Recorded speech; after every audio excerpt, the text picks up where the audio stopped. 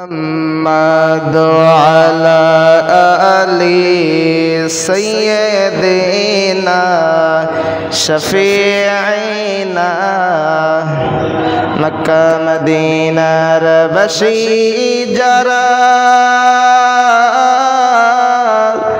কতই বড় ভাগ্যবান দয়াল নবীর কদম ছুঁয়ে হলেন কতই মুসলমান। আল্লাহুম্মা সাল্লি আলা সাইয়্যিদিনা মাওলানা মুহাম্মদ আলা আলি শফিঈনা লা ইলাহা ইল্লাল্লাহ লা ইলাহা ইল্লাল্লাহ লা ইলাহা ইল্লাল্লাহ লা ইলাহা সুবহানাল্লাহ আলহামদুলিল্লাহ লা ইলাহা লা ইলাহা ইল্লাল্লাহ মুহাম্মাদুর রাসূলুল্লাহ সাল্লাল্লাহু আলাইহি ওয়াসাল্লাম। সুবহানাকা লা ইলমা লানা ইল্লা মা আল্লামতানা ইন্নাকা আনতাল আলিমুল হাকীম। رب اشرح لي صدري ويسر لي أمري واحلل عقدة من لساني يفقهوا قولي। শুকরিয়া আদায় করি আল্লাহ পাক রব্বুল আলামিনের দরবারে যে আল্লাহ পাক রব্বুল আলামিন পবিত্র জিলকদ মাসে প্রথম জুমআ আল্লাহর ঘর মসজিদে আগে আগে আসার বসার মতো তৌফিক দিয়েছে। আমরা সকলেই শুকরিয়া আদায় করি বলে আলহামদুলিল্লাহ। দরুদ পাঠ করে আমার আপনার নবী বিশ্ব মানবতার মুক্তির দূত কল্যাণের দিশারি জনাবে মুহাম্মদুর রাসূলুল্লাহ সাল্লাল্লাহু আলাইহি ওয়াসাল্লাম। সম্মানিত উপস্থিতি, আল্লাহ পাক রব্বুল আলামিনের বান্দা জনাবে মুহাম্মদুর রাসূলুল্লাহ সাল্লাল্লাহু আলাইহি ওয়াসাল্লাম, গত জুমআ আমাদের আলোচনার মূল বিষয় ছিল, আমি আপনাদেরকে একটু টাচ দেই, আল্লাহ তাআলা নবীকে ভালোবাসার কথা বলে নাই। আল্লাহ তাআলা বলেছে, মানুষ যদি আমি আল্লাহকে পাইতে চাও তবে নবীকে অনুসরণ করা লাগবে, অনুকরণ করা লাগবে। মনে আছে তো গত জুম্মার মধ্যে আমরা এই কথাটা আলোচনা করছিলাম। আল্লাহ তাআলা যেই বান্দার নসিব ভালো রাখবে, যেই বান্দার কপাল ভালো থাকবে, আমার আল্লাহ তাআলা যাকে ভালো চাবে তার মাধ্যমেই হেদায়েত তাকে দিয়ে দেবে। নতুবা কপাল যদি পুড়ে যায়, তবে নবীর সন্তান হওয়ার পরেও এমনও ঘটনা আছে যে নবীর সন্তান হওয়ার পরেও জাহান্নামের আগুন থেকে বান্দারা বাঁচতে পারে নাই। সম্মানিত উপস্থিতি, পয়গম্বর নূহ আলাইহিস সালাতু ওয়াস সালামের সন্তান কেনান, আমার আপনার নবী আদম আলাইহিস সালাতু ওয়াস সালাম সর্বপ্রথম নবীর সন্তান। কাবিল নবীর সন্তান হওয়ার পরেও নিজেকে মাফ করাইতে পারে নাই, হিংসার বশে বশীভূত হয়ে আপন ভাইকে খুন করেছে। ঘটনা আপনারা জানেন। এই তো জিলকদ মাস, জিলহজ, সামনে কোরবানি। এই কোরবানি হইতেছে প্রাচীনতম একটা নিয়ম, প্রাচীনতম একটা ইবাদত, যেই ইবাদতটা আল্লাহ তাআলার পক্ষ হইতে হযরতে আদম আলাইহিস সালাতু ওয়াস সালামের জামানা থেকেই এটা চালু হয়েছে। বলেন সুবহানাল্লাহ। আর কুরবানির ক্ষেত্রে আমরা বারবার বয়ানের মাঝে বলি, আল্লাহ তাআলা দেখে না বান্দা তোমার পশুটা কতটা মোটা তাজা, আল্লাহ দেখবে না বান্দা তোমার কুরবানির মাধ্যমে তোমার পশুটা কত বড় পশু দিয়েছো, আল্লাহ দেখবে বান্দার অন্তরের হালত তাকওয়া। বান্দার অন্তরের তাকওয়ার মান যদি ঠিক থাকে, আল্লাহ তাআলা ওই বান্দার কুরবানি কবুল করে নেবে। বলেন সুবহানাল্লাহ।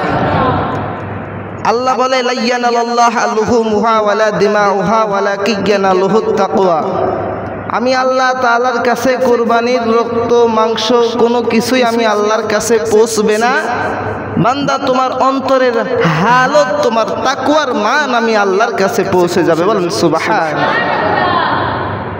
আল কোরআনের মধ্যে আল্লাহ তাআলা নবীকে ডাক দিয়ে বললেন, নবী হে, আপনি উম্মতদেরকে জানিয়ে দেন, আপনি আপনার উম্মতদেরকে জানিয়ে দেন আদম আলাইহিস সালাতু ওয়াস সালামের দুই সন্তান হাবিল ও কাবিলের ঘটনা। বলেন সুবহানাল্লাহ। সব কিছু থেকে আমি আপনি শিক্ষা গ্রহণ করতে পারি। শিক্ষা গ্রহণ করার সুযোগ আমার আপনার আছে যদি আমি আপনি চেষ্টা করি আর দিলের কান দিয়ে যদি শুনি। দেখেন, কোরআনের মধ্যে আল্লাহ ডিরেক্টলি ভাবে বলে দিয়েছেন হাবিল কাবিলের কোরবানির ঘটনা। অপরদিকে বিভিন্ন কিতাবাদি পড়ে আমরা পাইছি এই হাবিল কাবিলের মাঝে যে ঝগড়ার একটা বিবাদ, একটা বিষয় ছিল, তার মূলে ছিল নারী, মহিলা মানুষ। আন-নিসা, মহিলা। কি মানুষ বলেন? মহিলা মানুষ, নারী মানুষ। পয়গম্বর আদম আলাইহিস সালাতু ওয়াস সালামের যুগের মধ্যে রেওয়াজ ছিল ওই সময়কার ঘটনা। মনোযোগ দেন। আদম নবীর শরীয়তে মানদণ্ড অনুযায়ী আল্লাহ তাআলা আদম নবীকে যখন দুনিয়ার জমিনে পাঠাইলেন, আম্মা জান হাওয়া আলাইহিস সালাতু ওয়াস সালামকে সহ, তো কালের বিবর্তনে প্রতি বছর দুইটা করে সন্তান আমার আল্লাহ তাআলা আমার আপনার নবীকে দান করতেন। বলেন সুবহানাল্লাহ। একটা ছেলে তো একটা মেয়ে, একটা ছেলে তো একটা মেয়ে। আদম নবীর শরীয়তের মধ্যে ছিল যে এক বছরের ছেলের সঙ্গে পরের বছরের জোড়ার মেয়ের বিবাহ হবে। তার মানে কি, প্রতি বছর আদম আলাইহিস সালাতু ওয়াস সালামকে সন্তান দান করতো আল্লাহ, একটা ছেলে সন্তান আর একটা মেয়ে সন্তান। মানে সামনের বছরে ছেলে মেয়ে, আবার তারপরের বছরে একটা ছেলে একটা মেয়ে, এরকম দান করতেন আল্লাহ তাআলা। তো আদম নবীর শরীয়তের মধ্যে ছিল এই বছরের ছেলের সঙ্গে পরের বছরের মেয়ের বিবাহ দেওয়া জায়েজ, যদিও ভাই বোন হয়, কিন্তু ওই সময়ের শরীয়ত অনুযায়ী, নিয়ম অনুযায়ী এটা ছিল জায়েজ। কিন্তু বর্তমানে কি হবে বলেন? বলেন বলেন। বর্তমানে এটা হবে না, কারণ এটা আদম নবীর যুগে ছিল, আর বর্তমানে আমরা চলতেছি মুহাম্মদ সাল্লাল্লাহু আলাইহি ওয়াসাল্লামের যুগ, সর্বশ্রেষ্ঠ যুগ বর্তমানে চলতেছে। তাই এই জামানায় ভাই বোনের মধ্যে বিবাহ হওয়ার কোনো সম্ভাবনা নাই, সম্ভাবনা নাই। কিন্তু আগের যুগে এটা ছিল। খায়রুল হাসর একটা কিতাবের নাম, মুহাদ্দিস দেহলভী বড় একজন আলেম, তার কিতাবের মধ্যে লেখছে আদম আলাইহিস সালাতু ওয়াস সালামের এরকম জোড়ায় সন্তান হতো, কিন্তু সর্বশেষ যে সন্তানটা হয় হযরতে শীশ আলাইহিস সালাম, তার সঙ্গে কোনো জোড়ার বোন হয় নাই। মানে শীশ আলাইহিস সালাম শুধু একা হয়েছে। বলেন সুবহানাল্লাহ। এটাও ফয়সালা করছে কে বলেন? আল্লাহ তাআলা ফয়সালা করছে যে প্রতি বছর একটা করে ছেলে একটা করে মেয়ে দেব, কিন্তু শীষের সঙ্গে কোনো মেয়ে দেব না। শীষকে আমি আল্লাহ একাই দুনিয়ার জমিনে পাঠাবো। বলেন সুবহানাল্লাহ। সবকিছুর পরিকল্পনাকারী কে বলেন? তো যেই কথা বলার জন্য আমি এই ঘটনার দিকে আসলাম, কোরআনে সূরা আল মাইদার মধ্যে আল্লাহ তাআলা এই কথা বলছে। এই ঘটনা হাবিল কাবিলের কোরবানির ঘটনা। তো হাবিলের সঙ্গে একটা বোন হয়েছে, কাবিলের সঙ্গেও একটা বোন আল্লাহ তাআলা পাঠাইছে। ঘটনাক্রমে কাবিলের সঙ্গে একটা বোন, ওই বোনের নাম ছিল আকলিমা। কি বলেন? বলেন। আকলিমা নামের বোনটা ছিল বেশ সুন্দরী। আর হাবিলের সঙ্গে একটা বোন জন্মগ্রহণ করেছে। আমরা কিতাবের মধ্যে পেয়েছি হাবিলের সঙ্গে যেই বোনটা জন্মগ্রহণ করলো ওই বোনটার নাম ছিল গাজা। সম্মানিত উপস্থিতি, তো নিয়ম অনুযায়ী কাবিলের বোনের সঙ্গে হাবিলের বিয়া, আর হাবিলের বোনের সঙ্গে কাবিলের বিয়া, এইটাই আদম নবীর শরীয়ত। কথা ঠিক না? কিন্তু কাবিল বলে না, আমি এইটা মানতে পারবো না। কত বড় সাহস দেখেন, কাবিল বলতেছে আমি এই নিয়ম মানতে পারবো না। কেন মানতে পারবা না? বলতেছে আমার সঙ্গে যেই বোন, এই বোনটা অনেক সুন্দরী, আকলিমা অনেক সুন্দরী, আমি কেন ওই হাবিলের বোনকে বিয়ে করব? আমি আমার বোনকে বিয়ে করব। এটা বলতেছে কাবিল। বলতেছে কাবিলের বোনের তুলনায় আমার বোন আকলিমা অনেক বেশি সুন্দরী, আমি এই কারণে আমার বোনকে ওর সঙ্গে বিয়ে দিতে পারবো না। আল্লাহর নবী আদম বলতেছে আরে আহম্মক, এটা তো আল্লাহর নির্দেশ। কার নির্দেশ বলেন? আল্লাহর নির্দেশ। কাবিল বলে না, আল্লাহর নির্দেশ আমি মানি না। বলেন নাউজুবিল্লাহ। কাবিল বলতেছে কি আল্লাহর নির্দেশ আমি মানি না। আল্লাহ ওকে আমার সাথে জন্মগ্রহণ করাইছে, তার মানে আল্লাহ চাই আমি আরো সারা জীবন একসাথেই থাকি। বলেন নাউজুবিল্লাহ। বাপ মা বাবা যখন সন্তানের ভালো চায়, দেখবেন সন্তান যদি আগে থেকে আকাম কুকাম না করে থাকে, তবে বাপ বলবে সন্তান তোমার জন্য একটা মেয়ে ঠিক করেছি আমি, মেয়েটা অনেক বংশীয় ঘরের মেয়ে, তোমাকে অমুক জায়গায় আমি বিয়ে দিতে চাই, অনেক জমিদারি মেয়ে, অনেক বংশীয় লোক, তোমাকে আমি অমুক জায়গায় বিয়ে দিতে চাই। আমার কথা বুঝতেছেন সবাই?